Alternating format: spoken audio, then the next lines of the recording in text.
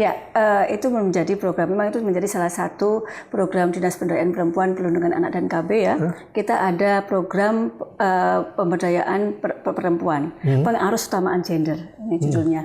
Sehingga dari sisi pemerintah sendiri juga dari pusat juga sudah diarahkan bagaimana perencanaan pembangunan pun juga perencanaan pembangunan yang pro gender, artinya yang mengakomodir tentang gender ini.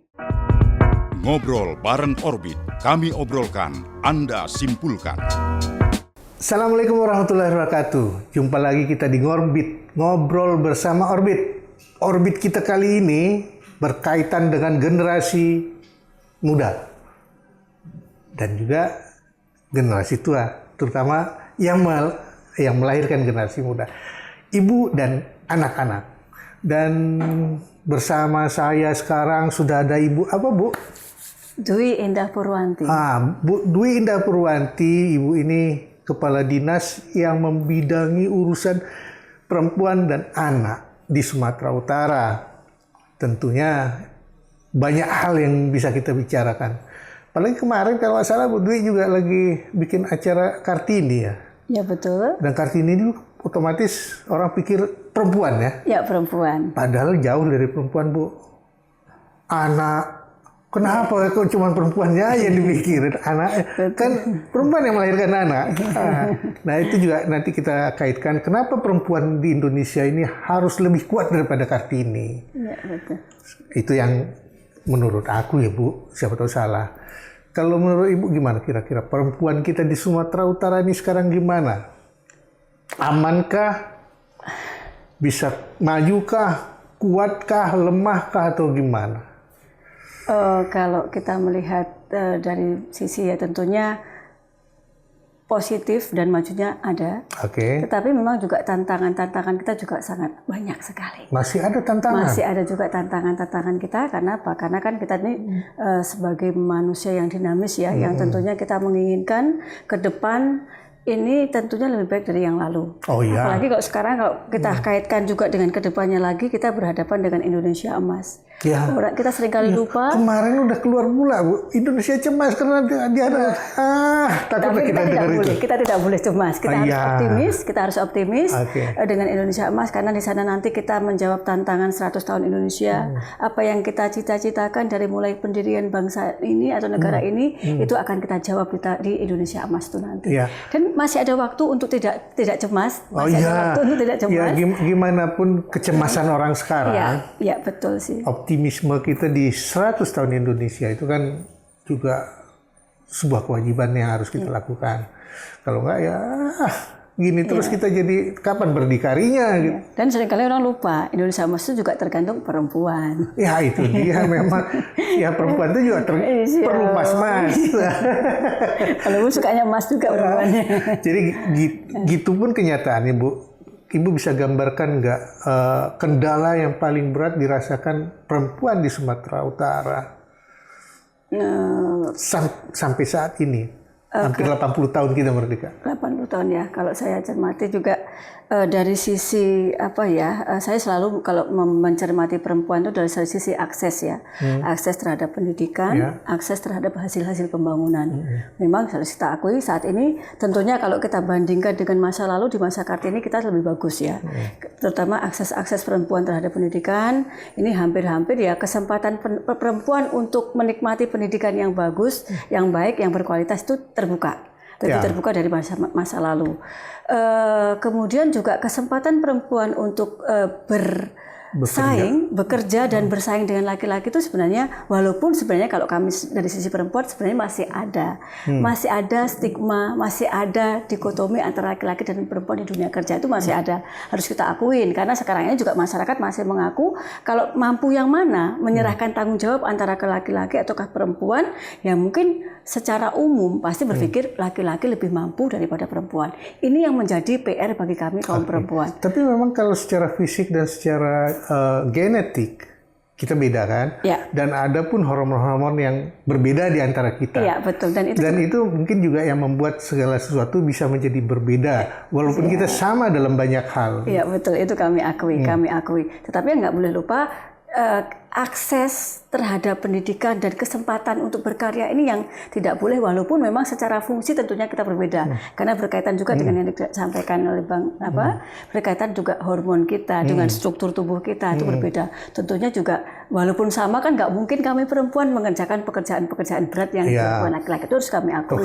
Kalau di emansipasi juga tidak seperti yang dibayangkan orang sebetulnya tetap kalau saya pribadi ya, ini pendapat pribadi, tetap semua kita kembalikan kepada kodrat kita, fungsi kita sebagai perempuan dan laki-laki. Tapi kalau itu yang Ibu bilang, malah aku bilangnya terbalik. Kami bilang kadang-kadang enak kali jadi perempuan, gampang kali dapat kerja katanya. Begitu. Kadang-kadang begitu. Tapi gini, kalau kami dari perempuan, di posisi mana itu gampang? Di posisi mana? Kita bandingkan saja memang angkatan kerja kita itu perempuan memang dari sisi tenaga kerja, kalau kita lihat data-data BPS lebih banyak perempuan daripada laki-laki. Tetapi kalau kita bandingkan dengan income per kapita, nah ini yang menjadi angkanya menjadi agak mungkin kalau dari sisi itu ada hal yang memang harus dibicarakan kembali karena saya sangat setuju dengan Ibu bilang. Kesetaraan dalam banyak hal itu harus diupayakan. Perbedaan yang mendasar itu harus dipertahankan.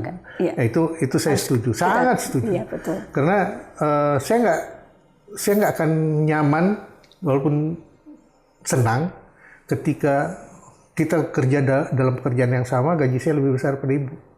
Ya betul sih. Ya saya nyaman, senang, tapi nggak setuju sebetulnya itu. Banyak hal yang sebetulnya yang harus kita gali ulang, kaji ulang, dan tetapkan ulang. Mungkin Ibu nanti perlu juga duduk dalam tim pengupahan ya Bu. Mudah-mudahan. Karena kita lihat angkatan kerja kita perempuan di Sumatera Utara lebih banyak pada laki-laki, itu fakta. Iya betul. Tapi mereka yang mewakili mereka di dalam dari unsur pemerintahan, kayaknya Ibu nanti mudah-mudahan ya. Termasuk juga dari sisi legislatif maupun eksekutif kita. Kalau legislatif itu legislatif kita juga gini, 30 kuota padahal sebenarnya sudah diberikan kesempatan 30%. Tetapi hari ini juga Sumatera Utara tidak terpenuhi.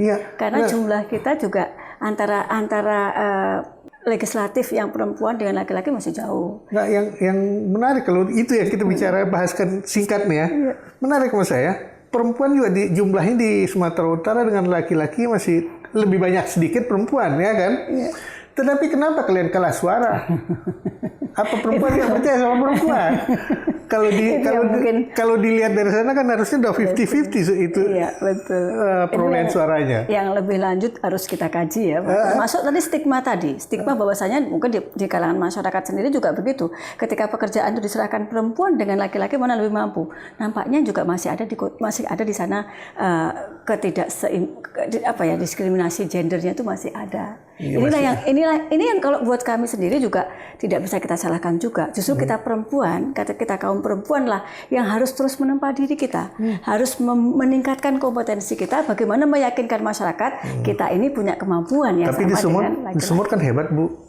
Ibaratnya gimana? Ketua DPRD-nya orang perempuan. Iya, itu yang kami syukuri. Ini sangat luar biasa. Dan ada kadis perempuan yang sama perempuan gitu kan. Nah, hal-hal seperti itu sebetulnya kalau awam melihatnya sepele, tetapi kalau kita urut ke depan lah, kita prediksi ke depan, kalau perempuan memang nggak percaya sama perempuan, ya di legislatif itu suara perempuan nggak akan kedengar. Satu yang saya lihat. Kenapa saya bilang tadi kalau perempuan nggak percaya sama perempuan, 50% kita nggak aja 50-50 perempuan dan laki-laki di Sumatera Utara. Iya. Tapi perolehannya perempuan nggak sampai 20% juga nggak nyampe. Nggak sampai. Nah, kan aneh. Kenapa perempuan nggak milih perempuan? Satu, harus ada pendidikan politik perempuan. Ya, betul. Mulai dari rumah tangga dan segala macam. Ya. Mungkin itu ada program Ibu mungkin dari acara Kartini kemarin. Ya, itu memang itu menjadi salah satu program Dinas Pemberdayaan Perempuan, Perlindungan Anak dan KB ya. Kita ada program pemberdayaan perempuan, pengarus utamaan gender, ini judulnya. Sehingga dari sisi pemerintah sendiri juga dari pusat juga sudah diarahkan bagaimana perencanaan pembangunan pun juga perencanaan pembangunan yang pro gender, artinya yang mengakomodir tentang gender ini. Kemudian kalau kami, dinas kami yang bisa kami lakukan seperti yang disampaikan ya, kami mengadakan kelas-kelas untuk perempuan. Kalau yang sekarang ini ada, kita baru mengadakan namanya kelas perempuan mandiri dan tangguh. Oke. Ya, yang ini memang kita persiapkan untuk itu. Itu titik beratnya kemana, ekonomi atau ke? Kalau itu memang saat ini ke ekonomi.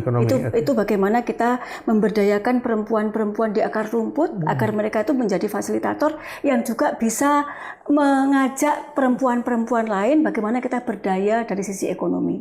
Sehingga lebih kepada pelatihan-pelatihan UMKM, menjadi wirausahawan, termasuk juga menjadi marketing digital, itu juga kami lakukan. Itu terintegrasi dalam satu klaster. Nah, saat ini di Provinsi Sumatera Utara kita terintegrasi. Artinya kita provinsi, kita membentuk di kabupaten kota, bekerja sama dengan Dinas Pemberdayaan Perempuan Kabupaten Kota, kemudian sampai kepada fasilitator-fasilitator yang ada di desa-desa. Dan itu saling berkait antara perempuan dengan UMKM-nya, dengan segala macamnya, dengan pasarnya. Kalau memang belum sampai belum sampai yang skala besar ya. Tetapi seperti kemarin ketika kita mengadakan Hari Kartini, kita sudah punya istilahnya perempuan-perempuan mana yang akan kita ajak untuk mengisi bazar-bazar kita, itu semua adalah binaan kita. Dan dari hasil kelas perempuan mandiri ini. Karena banyak program kita orang Indonesia ini jago kalau bikin itu, program hebat semua. Nah, kayak ada pelatihan ekonomi yang seperti UMKM segala macam, hebat, mantap, hasilnya bagus katanya. Tapi habis itu mereka nggak bisa jualan, nggak bisa segala macam. Kenapa? Nggak dibangunkan pasar, nggak dibangunkan linknya dan segala macam. Itu sampai terpikirkan oleh dinas Ibu? Bukan hanya terpikirkan ya. Nanti ini mulai pelan-pelan kita kerjakan. Ini di tahun ini kita sedang menggagas untuk pembangunan inkubator UMKM perempuan digital. Artinya gini, karena banyak sekali sebenarnya di akar rumput itu perempuan yang punya produk-produk yang ini bagus, tapi mereka tidak punya kemampuan untuk marketingnya. Nah, pun sekarang dengan adanya digital, apalagi ya mereka tidak punya kemampuan untuk menjual secara digital. Dinas kami sini sedang mengupayakan kita memiliki satu ruang inkubator UMKM. Nanti kita siapkan dengan perangkat-perangkat digital, sekaligus kita ajari perempuan-perempuan ini yang menengah ke bawah ya. Kalau menengah ke atas tidak ada masalah. Mereka bahkan kadang sudah punya perangkat-perangkat untuk jualan online. Jauh di luar pikiran kita kadang. Tetapi bagaimana dengan perempuan-perempuan yang menengah ke bawah ini, mereka akan kita latih. Kita latih untuk marketing digital, bahkan kita siapkan perangkatnya untuk berjualan secara online. Sambil kita lakukan pendampingan, bagaimana nantinya produk-produk mereka juga kita bantu untuk marketingnya. Ini yang sedang tahun ini mulai kita kerjakan, yang mudah-mudahan nanti kita segera terwujud di kantor kami. Kita punya inkubator marketing online. Nah, ini memang kita peruntukkan untuk membantu mereka, yang mudah-mudahan itu bisa istilahnya menguatkan peran perempuan dalam ekonomi. Ya, karena kita punya kewajiban yang sama sebetulnya dalam ekonomi. Nggak hanya lelaki harus bekerja di luar, perempuan juga harus bekerja di rumah, tidak. Saling mengisi, saling menguatkan. Dengan program yang Ibu gambarkan tadi menarik bagi aku. Sebetulnya banyak fasilitator dan mentor di Sumatera Utara ini yang udah go internasional. Ya, diantaranya mungkin Ibu kenal Alwen Ong dan segala macam. Itu mereka yang seperti itu apakah akan dilibatkan oleh provinsi untuk menarik saudara-saudara kita perempuan untuk mampu, bukan lagi hanya bisa? Kalau sekarang kan kami tahun ini baru perangkatnya ya. Tapi ke depan kalau memang tapi kami juga mengharapkan, karena ini kita kan seperti disampaikan tadi ya, kita ini saling membantu nih. Kami juga mengharapkan dukungan dari orang-orang yang sudah sukses. Bagaimana yang sudah sukses ini bisa membantu. Apalagi kalau sesama perempuan, bagaimana perempuan-perempuan sukses itu bisa menginspirasi dan membantu perempuan-perempuan yang lain yang ada yang saat ini belum berhasil atau yang saat ini masih berada pada ekonomi menengah ke bawah. Kalau ini bisa aja sampai sekadar bisa banyak, Bu. Bisa begini, bisa begitu, tapi dia nggak mampu untuk tetap di situ. Ya kan, Bu? Iya, betul. Itu yang sebetulnya yang konsep berdikari dan berkooperasi yang digambarkan oleh founding father kita, Bung Hatta segala macam itu kan berdiri di kaki sendiri. Siapapun kita orang Indonesia. Itu dalam RPJMD kita di provinsi, kan Ibu masuk dalam kerangka besar provinsi, ada nggak nampak? Itu nampak sekali, tapi memang bukan pengampu utamanya, bukan dinas kami ya, tapi itu lebih kepada dinas koperasi dan UMKM. Ya, karena itu akan berkaitan. Ya, tetapi kami juga membantu karena kami sendiri juga berkolaborasi dengan dinas koperasi, utamanya untuk kaum perempuannya itu memang kami yang menjadi leading sektor untuk perempuan di dinas ibu. Ya. Itu keren itu, karena yang tahu perempuan itu hanya perempuan, sebetulnya. Dan perempuan nggak tahu laki-laki juga kan Bu. Nah itu juga kita lihat, bukannya persepsi gender yang berbeda, tetapi memposisikan di posisi masing-masing. Terus kalau perempuan sudah bisa dan mampu, tentunya dia akan menularkan ke generasi berikut. Nah bagaimana kalian menyikapi? Ini kan udah seharusnya udah kita bilangnya hands over dari ibu ke anak. Ada program lanjutan seperti itu? Nah, nantinya ada, makanya tadi kan ada program yang perempuan mandiri. Nah, di tahun 2026, ini memang kami, tapi sekarang ini kan kita sedang penyusunan untuk tahun 2026, kita pun ada juga namanya Permata, perempuan mandiri dan mandiri untuk ini kelas yang kita sediakan untuk anak-anak muda. Anak-anak muda, perempuan muda, karena yang gini, ini juga yang menjadi PR kita bersama dari sisi hukum, politik ya, termasuk politik, kemudian sosial.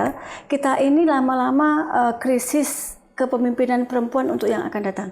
Kalau kita lihat nih ya, organisasi perempuan ini kebanyakan masih dipimpin oleh beliau-beliau yang belum menyerahkan kepemimpinan ke bawah. Bukan perempuan aja itu, yang laki-laki juga sama itu. Artinya gini, kita juga mulai harus berpikir bagaimana agar kita membuat kader-kader untuk penerus kepemimpinan perempuan ini.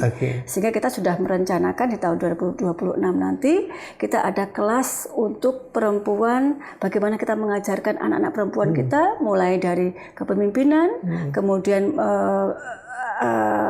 istilahnya public speaking termasuknya ya, kemudian kemampuan untuk manajerial, melepaskan pikiran, isi kepalanya tanpa ada batas lagi. Dan akhirnya mereka nanti kita dorong bagaimana mereka muncul ke tengah-tengah masyarakat dari mulai lingkup yang terkecil, mereka juga berperan ketika ada musrenbang di tingkat desa dan sebagainya, mereka juga berkontribusi sehingga lewat mereka lah kebutuhan perempuan, suara-suara perempuan, aspirasi kaum perempuan itu bisa disalurkan. Menarik itu, keren. Udah bisa kita kembali lagi ke zamannya Rohana Kudus, ke zamannya kalau Kartini kan masih bungkam ya, belum bisa bergerak dia. Setelah itu kan Dewi Sartika, dan diteruskan oleh banyak hal yang lain. Kalau anak-anak udah mulai Ibu tata dengan baik, ada nggak program jangka panjang Sumatera Utara untuk anak-anak ini? Kalau untuk anak-anak, kalau secara pendidikan mereka kan wilayahnya dinas pendidikan ya. Tapi kita juga punya peran untuk bagaimana melindungi anak-anak dari pemenuhan hak-hak anak. Ya, makanya kalau sekarang ini yang sedang gencar kami lakukan, kalau di tingkat nasional itu ada penilaian kota layak anak, kabupaten kota layak anak. Ini kebetulan sedang berlangsung ini visitasi dan penilaiannya. Kita sedang mendorong bagaimana semua kabupaten kota di Sumatera Utara itu menjadi kabupaten kota layak anak. Di sana ada 24 indikator yang harus dipenuhi, mulai dari hak anak untuk mendapatkan hak sipil mereka, dicatatkan kelahirannya, kemudian sampai kepada hak pendidikannya, kemudian hak kesehatannya, kemudian hak kasih sayang orang tua, sampai keamanannya. Ini bisa dipenuhi oleh pemerintah kabupaten kota. Yang saat ini Sumatera Utara, saat ini kita sedang penilaian untuk tahun 2024 kemarin ya. Karena kan biasanya penilaian 2024 kita lakukan di 2025. Di tahun 2023 di Sumatera Utara itu baru 15 kabupaten kota. Itu yang dinyatakan dari 33. Ini menjadi PR kita. Kami provinsi sebagai koordinator untuk pembangunan di tingkat wilayah Sumatera Utara. Nah, tahun ini kita mentargetkan 24 kabupaten kota yang akan meraih predikat kabupaten kota layak anak. Dan ini sedang kita lakukan pendampingan, pembinaan, dan penilaian dari Kementerian PPPA. Tapi aku agak skeptis. Kenapa? Melihat di sekitarku aja lah Bu ya. Satu, hak anak bermain. Iya. Ya kan? Dan sampai sekarang di provinsi ini belum saya lihat tempat bermain anak yang betul layak anak. Iya. Mendidik, menjaga, aman dan segala macam itu. Tempat bermain ya Bu. Kadang-kadang masih ada lapangan bola di jalan raya. Iya, ruang-ruang ini publik kita ya. Iya. Ini menjadi Memang hak publik, Iya. teman kan tidak memenuhi hak anak. Nah, hal-hal seperti itu kayak di kota ini aja, kota kita, ya.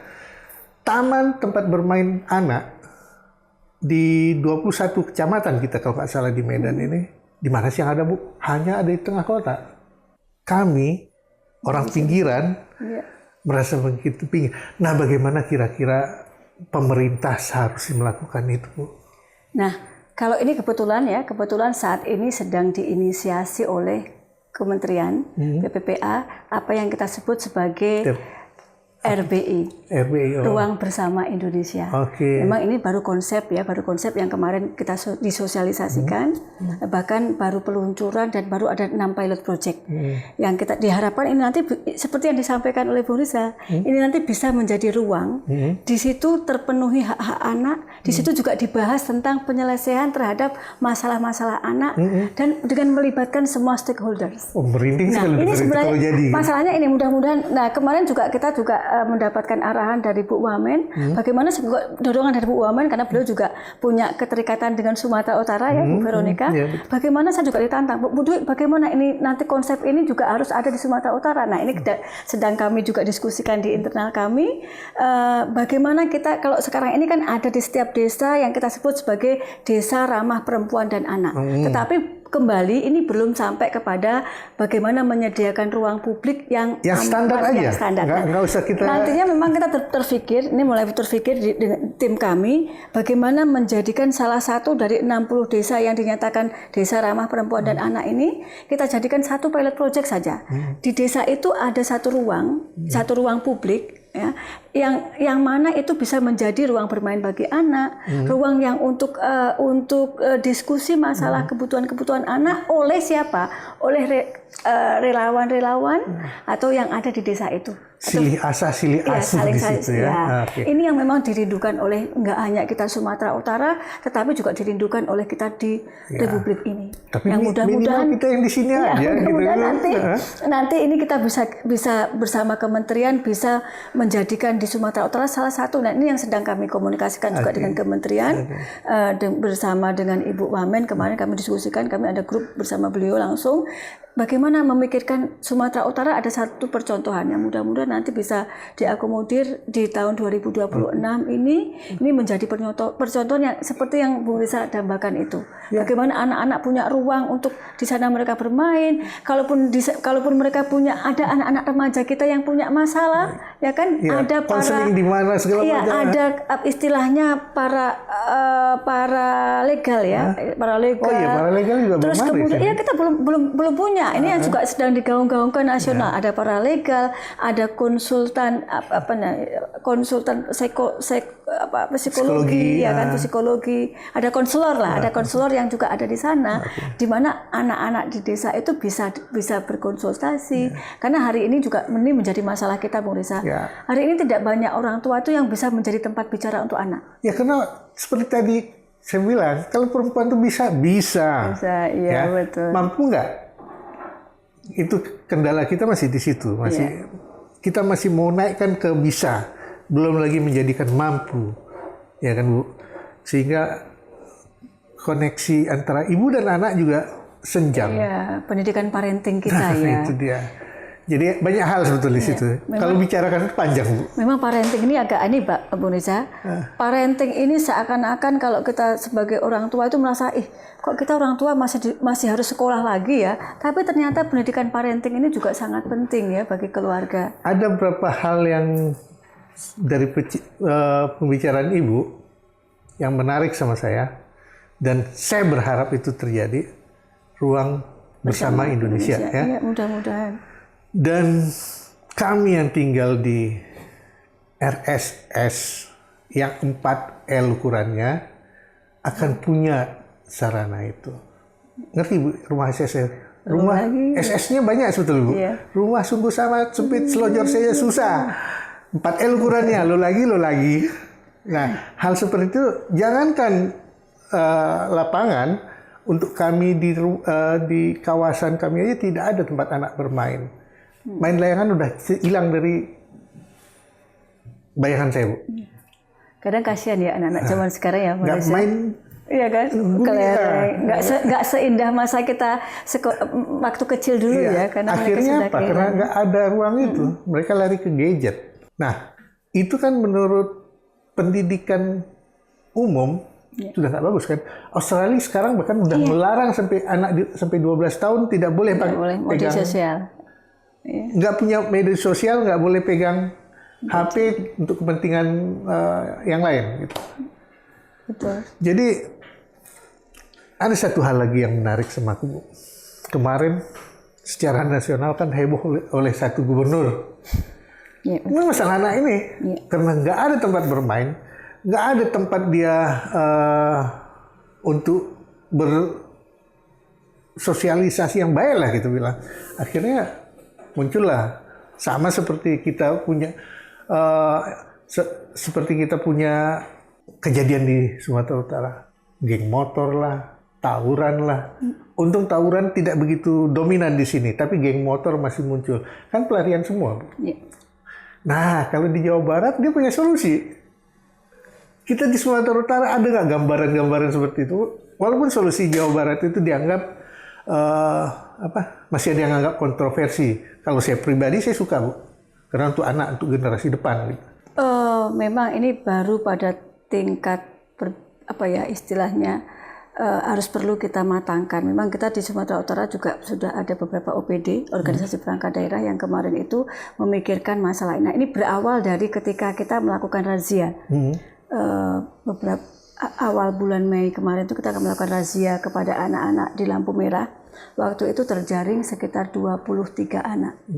Dari 23 itu kemudian dinyatakan 6 orang itu terindikasi narkoba. Nah, setelah itu barulah kami duduk bersama bagaimana sebenarnya anak-anak jalanan ini harus kita lakukan istilahnya intervensi ya terhadap mereka. Kemudian muncul wacana awal bagaimana nanti razia ini akan lebih sering kita lakukan. Dengan 2 solusi. Bagi anak yang terindikasi narkoba, itu akan kita sudah bekerja sama dengan Bina Lokal di BNN yang ada di Tanjung Morawa. Nanti langsung dimasukkan di sana untuk dilakukan rehabilitasi. Tapi bagi yang tidak terindikasi narkoba, kita ada wacana bagaimana ini dilakukan pembinaan. Tapi kalau lah ini melibatkan sampai satuan tentara, ini nampaknya kan agak ekstrim begitu ya. Tapi kita punya satpol, satpol PP. Kenapa ini tidak dilakukan pembinaan oleh internal Pemprov sendiri, yang perangkat yang dimiliki oleh Pemprov sendiri? Tetapi kembali ini kan tidak semudah itu untuk menetapkan suatu kebijakan yang nantinya perlu dilakukan kajian dari sisi kewenangan masing-masing organisasi perangkat daerah, kemudian dari sisi juga tanggung jawab masing-masing perangkat daerah yang tentunya nanti juga akan menjadi kebijakan Bapak Gubernur Sumatera Utara. Yang pasti kita juga sangat care di sana ya, karena kita sangat care dan fenomenanya kan ini semakin resah kita ya. Gunung anak-anak es, kita. Ini gunung es, udah bukan cuman lagi kita nggak tahu di mana salahnya, kita nggak usah cerita salahnya dari mana, tapi kan kita harus solusinya secepat mungkin harus ditangani. Kalau nggak kita lost generation itu akan terjadi, putus kita Bu. Mudah-mudahan nanti segera pembahasan kami ini segera mengerucut, kemudian menjadi suatu kebijakan Bapak Gubernur Sumatera Utara yang ini memang murni kita peruntukkan bagaimana menyelamatkan generasi kita. Ya, karena itu ternyata menular kata orang ya. Kita nggak tahu ngukurnya menularnya gimana, tapi itu menular dan nggak pernah habis. Tangkap satu tumbuh. Kayak zaman istilah orang berperang, patah satu tumbuh 1000 gitu ya. Dan kami juga komunikasi langsung dengan anak-anak yang terkena 6 orang yang terkena narkoba itu ya. Kami juga komunikasi langsung secara pendekatan begitu. Kenapalah kalian seperti ini? Nah, jawabannya seperti yang Mbak Nisa katakan, ini semuanya kawan. kawan. Ya. Ya, mereka tuh bahkan saya pernah, Bu, 2 bulan saya tuh nggak pakai. Saya tuh udah berusaha berhenti. Tapi kembali ketika bertemu kawan, kembali lagi seperti itu. Seandai ini kita berandai-andai ini Bu ya. Programnya dilakukan gubernur di sana itu terlihat efektivitas dan daya selesaikannya, daya kemampuan dinyelesaikan. Apa ada juga kemungkinan kita, karena nggak semua yang di militer itu seperti yang kita duga, tapi disiplin mungkin perlu. Nah, hal itu di tempat kita yang lain mungkin tak punya, termasuk mungkin di instansi-instansi yang Ibu bilang tadi, karena disiplin itu memang khas dan khusus. Nah, ketika zaman dulu masyarakat muda kita terdidik kerdajamannya penuh dengan perjuangan, sehingga darah-darah Patriotik. gairah anak muda itu betul-betul muncul dengan gaya disiplin dan komunikasi yang egaliter, sama kita semua. Nah, sekarang kan Ibu tahu sendiri, sekolah aja ada favorit. Ini kan gesekan-gesekan, Bu. Kelas aja ada kelas beda, kelas A, 1A, 1B, 1A itu anak yang begini, itu kan pola-pola yang mendiskriminatif, yang Ibu tidak akan, Ibu bilang tadi tidak suka dengan yang diskriminatif itu. Ini hal-hal yang kita ajarkan sendiri sebetulnya, Bu. Untuk korupsi satu, mungkin Ibu, ini masalah anak yang masih kita lihat, korupsi. Kenapa anak kita ajarkan merampok hak orang di jalan? Di setiap depan sekolah favorit, sekolah manapun, macet. Tak pejalan yang lain, adakah upaya kita untuk mengatasi sampai ke sana, Bu?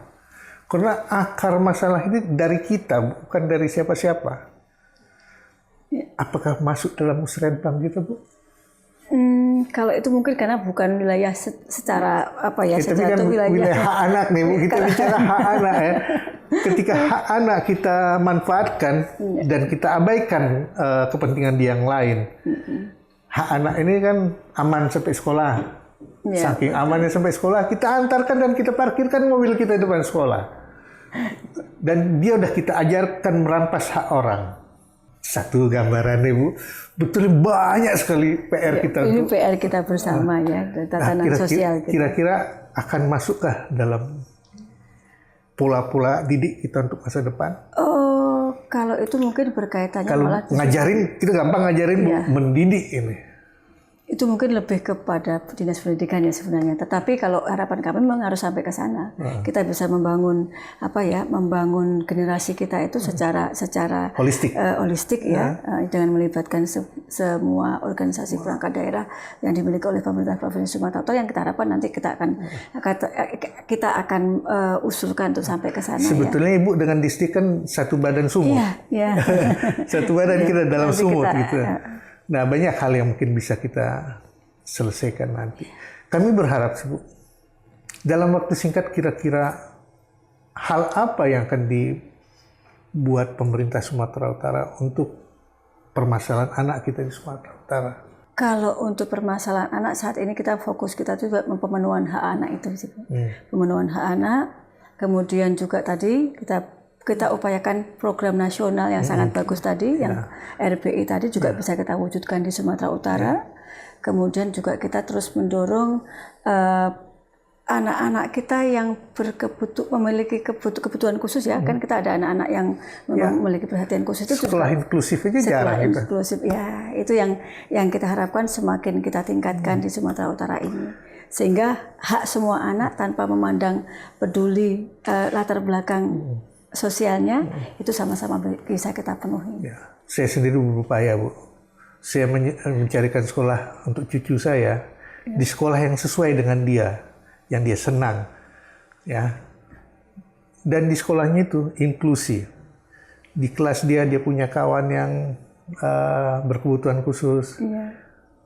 Tapi mereka sadar, mereka sama anak, berbeda kasus. Ya, betul. Dan mereka baik.